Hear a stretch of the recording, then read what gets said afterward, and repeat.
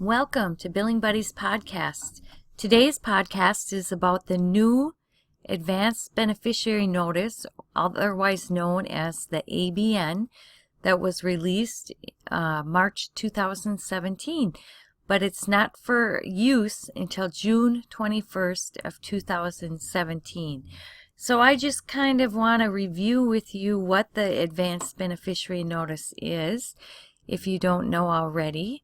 The Advanced Beneficiary Notice is published by Centers for Medicare and Medicaid Services, CMS, and it's used with Medicare beneficiaries that are receiving services that are sometimes covered and sometimes not. You would have the patient sign this form if you believed in the certain circumstance they didn't meet the criteria for payment. And then if after you billed Medicare, you could bill the patient the balance for the services received. This bill form is not for when services are sometimes covered and sometimes not covered. So for example, many of our clients are chiropractic, and they do some modalities or therapies along with the adjustment. Well, with Medicare, only the adjustment codes 98940, 41, and 42 are covered benefits. So those are the only codes that you would give an advanced beneficiary notice on, and only if you felt that it didn't meet the criteria for medical necessity and for Medicare to cover. If you look at the form, and you can go to www.cms.gov and put ABN form in the upper right search and get the new form. How you know it's the new form that you're looking at is in the bottom left-hand corner. It'll say CMS-R-131. And in parentheses, it'll say 03-2020. The old form says 03-11 in there. They switched a couple things up. The old form 03-11 was the effective date. Now this form is good until 2020. In the old form, it gave a 2-year marker, whereas in the new form, it's giving the 4-digit marker 2020. You should know too that there was no significant changes in the form, but they did change it so they could revise the language, informing the beneficiaries of their rights so that it was non-discriminative in practice.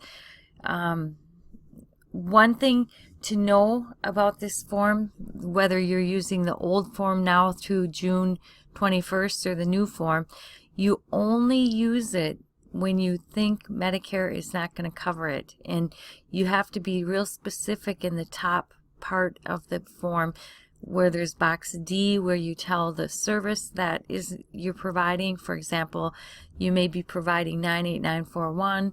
The reason it's not paid is box E. Maybe that the patient has reached maintenance care and is not functionally showing improvement. And then the estimated cost, you could say per visit and put an estimate in there. To make this form valid too, the patient needs to sign and date it and pick, this is really important, pick one of the options. Either option 1 is they want the service and want Medicare billed. In that case, you would put a GA modifier on the service that they're signing to pay. Medicare's then put on notice that you have a signed ABN form. Or the patient could pick option 2, which is they want the service but they don't want Medicare billed. Or option 3, they do not want the service. So the form, in order to be valid, needs to be completed by the clinic in the upper half of the form, columns D, E, and F. And the patient in G must pick an option and must sign it in I and date it in J. that pretty much covers our topic today on Advanced Beneficiary Notice. I'm Bonnie from Billing Buddies, where you can buddy up with the best.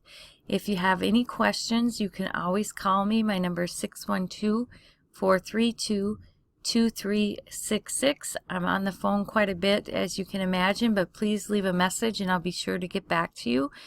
Or if you need any help, give me an email at Bonnie, B as in boy, ONNIE, at Billing Buddies, BILLINGBUDDIES.com. And I look forward to hearing from you. I hope this was helpful. Have a great day. Goodbye.